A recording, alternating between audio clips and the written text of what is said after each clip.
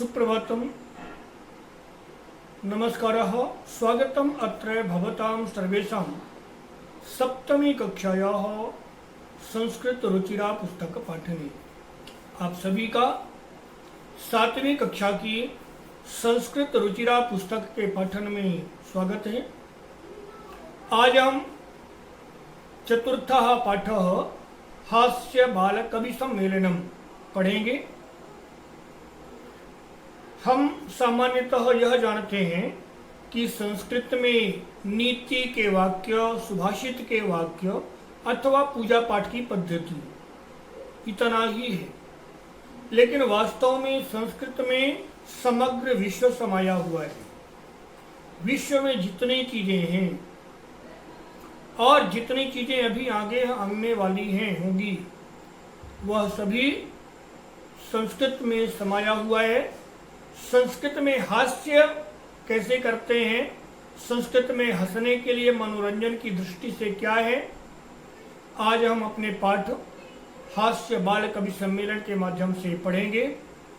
तो आइए चलते हैं स्क्रीन में और पाठ को पढ़ते हुए, हंसते हुए, मुस्कुराते हुए अर्थ को समझने का प्रयास करते हैं। एक बात और कहूँगा कि वीडियो को रोक करके आपको श्लोकों को दोहराने का प्रयास करना है, और वह इसलिए कि अगर हम विद्यालय में होते तो सामने प्रत्यक्ष बैठकर पढ़ते तो आपको पढ़ने का भी अभ्यास होता। अब क्योंकि हम विद्यालय में नहीं जा पा रहे हैं इस कोरोना महामारी के कारण से, इसलिए वीडियो को रोक करके और बोलने का प्रयास जरूर करें। यदि उसके बाद भी कहीं कोई समस्या आती है तो वीडियो के नीचे कमेंट बॉक्स में कमेंट डाल करके आप अपनी समस्या का समाधान ले सकते हैं। आपके पास फ़ोन नंबर भी उपलब्ध है, आप उससे अपनी समस्या का समाधान कर सकते हैं। इसलिए अपनी समस्या का समाधान तुरंत ही कर लें। परीक्षा के एक दिन पहले यदि आप बताते हैं कि मुझे यह समस्या है, तो उस समय मैं स्पष्ट रूप से कहता हूं कि मैं आपकी समस्या का समाधान करने में समर्थ नहीं रहूंगा। खैर, चलते हैं स्क्रीन में और पाठ को पढ़ते हैं। चतुर्थः पाठः हास्य बाल कवि सम्मेलनम।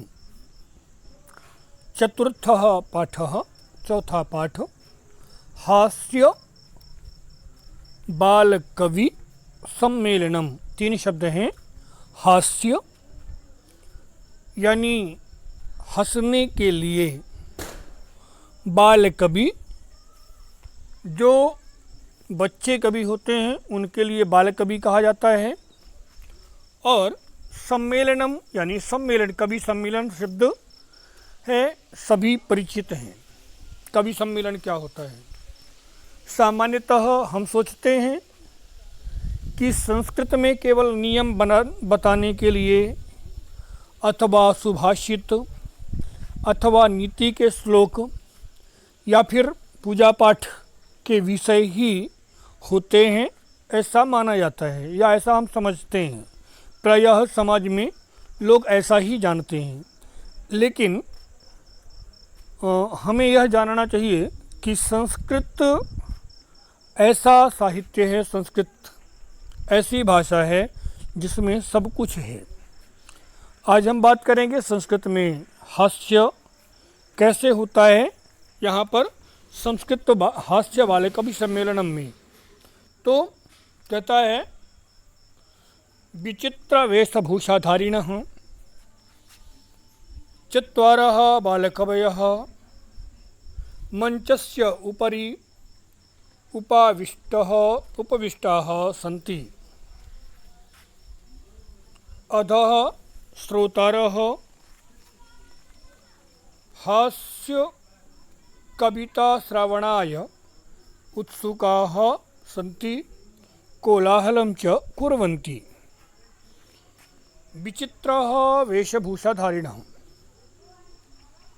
यानी विविध वेशभूषाधारिणः, विविध प्रकार के, कई प्रकार के वेशभूषा धारण किए हुए 4 बालक कवि मंच पर बैठे हुए हैं और नीचे श्रोतारः यानी सुनने वाले, श्रोता शब्द का बहुवचन है, श्रोतारः यानी सुनने वाले, तो नीचे श्रोतागण हास्य कविता सुनने के लिए उत्सुक हैं और कोलाहल कर रहे हैं, आपस में बातचीत कर रहे हैं, हंस रहे हैं। कोलाहल का मतलब हल्ला गुल्ला करना, शोर करना। अभी नीचे शोर चल रहा है क्योंकि कविता शुरू नहीं हुई। अब कहता है संचालक, जो मंच का संचालक है। आप देखेंगे कि जितने भी सार्वजनिक कार्यक्रम होते हैं उन कार्यक्रमों का एक नरेटर होता है, एक संचालक होता है। तो यहाँ पर भी उस हास्य बालक कवि हैं जो, तो उस कवि के सम्मेलन का संचालक जो है वह कहता है अलम कोलाहलेन, अलम कोलाहलेन, कोलाहलेन अलम यानी हल्ला मत करिए, कोलाहल मत करिए। अद्य परम हर्षस्य अवसरः यत् अस्मिन् कवि सम्मेलने काव्यहन्तारः कालयापकाश्च भारतस्य हास्य कविधुरन्धराः समागताः सन्ति। एहि करतलध्वनिना वयम् एतेषां स्वागतं कुर्मः। कहता है अलम कोलाहलेन, शोर मत करिए। अद्य परमहर्षस्य विषयः, परमहर्षस्य अवसरः, आज बड़े प्रसन्नता का समय है, प्रसन्नता का अवसर है कि हमारे बीच में इस बाल कवि सम्मेलन में, अस्मिन् बाल कवि सम्मेलने, इस बाल कवि सम्मेलन में काव्यहंतारः, काव्यहंता, हंता माने नष्ट करने वाले, मारने वाले, काव्य को नष्ट, मारने वाले, काव्य को समाप्त करने वाले हैं, ऐसे कालयापकाश्च, और कालयापक, यापक यानी माने बिताने वाला, काल यानी समय, यानी यदि हमको बिताने वाले के लिए बात करना है तो कालयापक, समय को बिताने वाला यानी समय बर्बाद करने वाला, धनयापक, धन को भी समाप्त करने वाला, नष्ट करने वाला।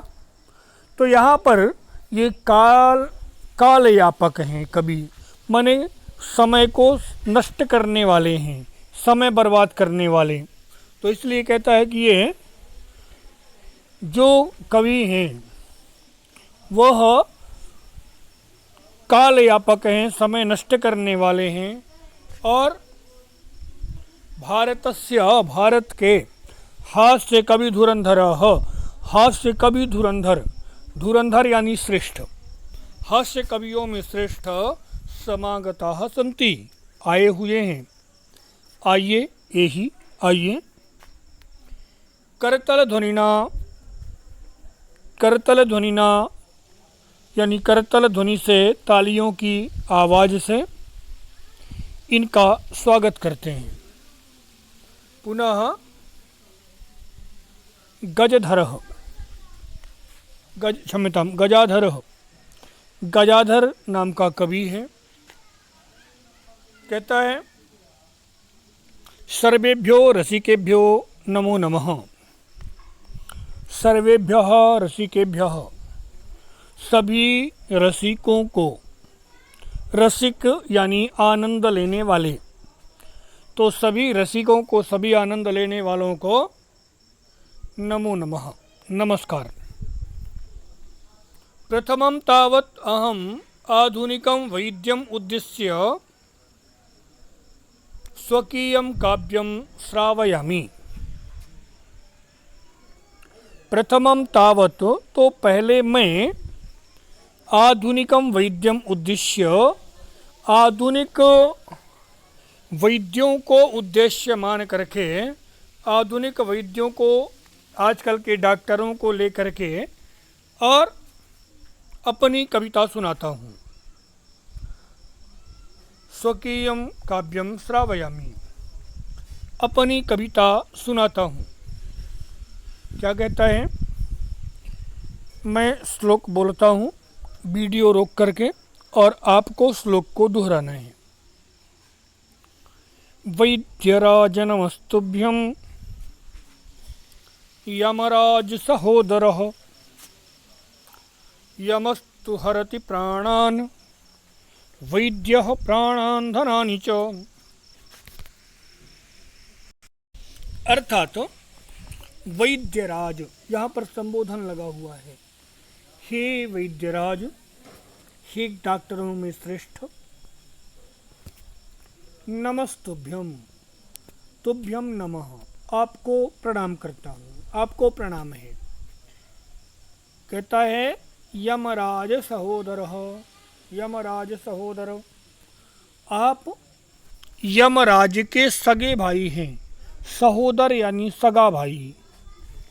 हे वैद्यराज, आपको प्रणाम, क्योंकि आप यमराज के सगे भाई हैं।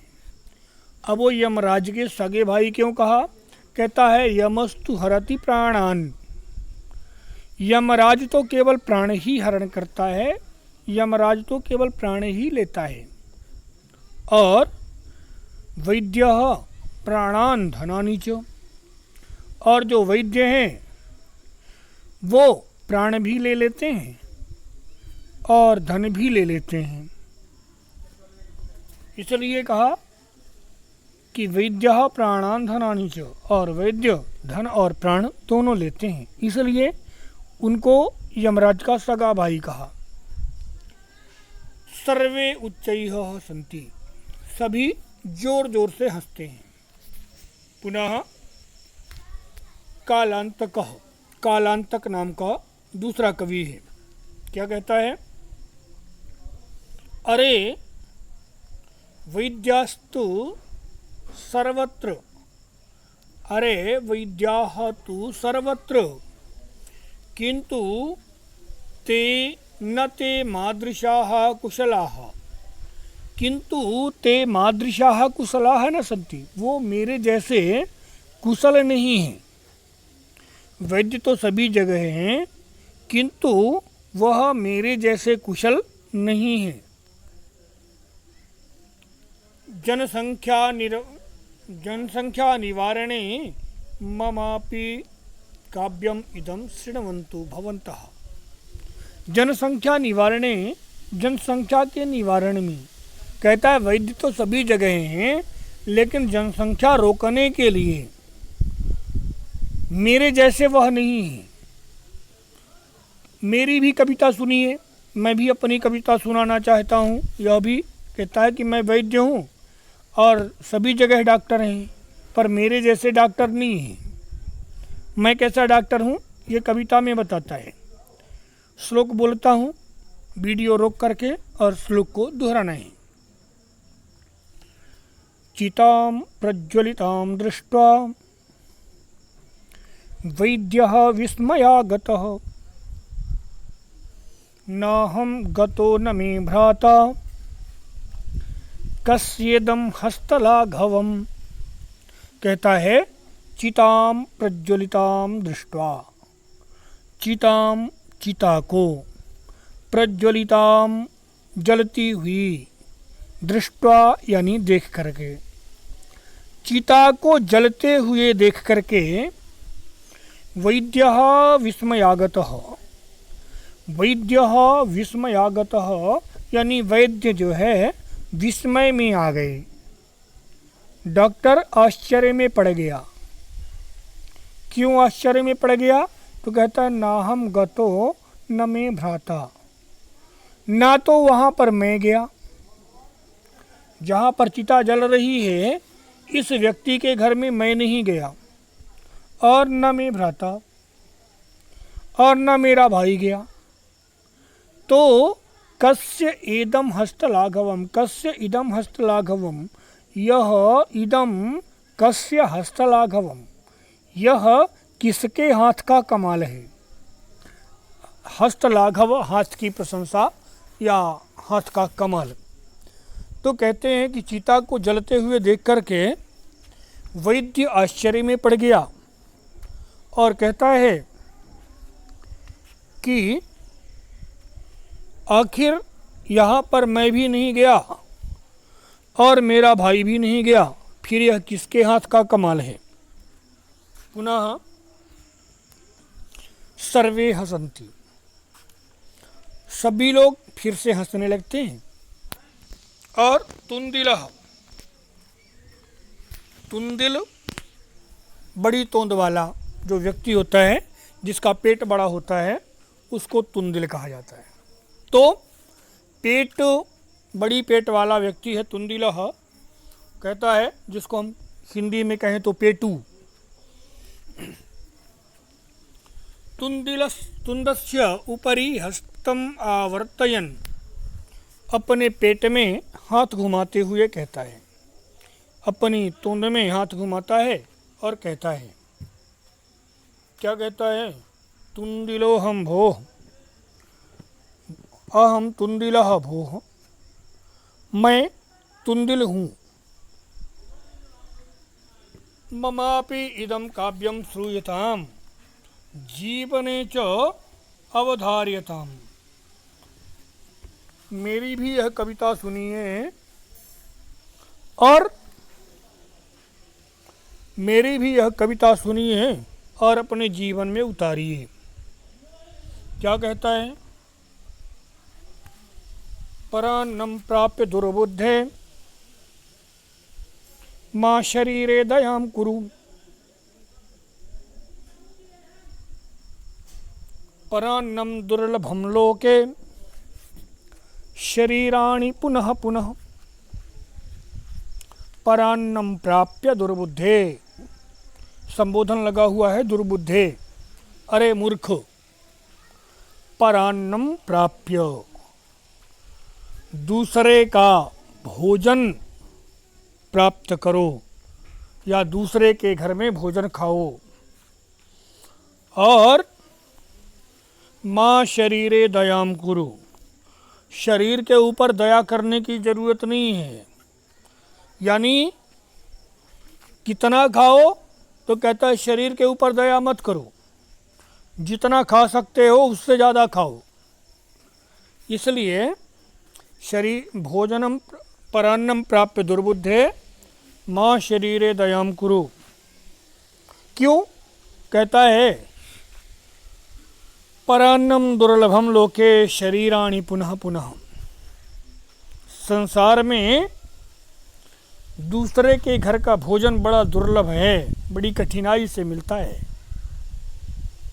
रोज रोज निमंत्रण नहीं होते। इसलिए दुर्लभम है ना, परान्नम दुर्लभम लोके, संसार में दूसरे के घर का भोजन बड़ी कठिनाई से मिलता है। शरीर का क्या है?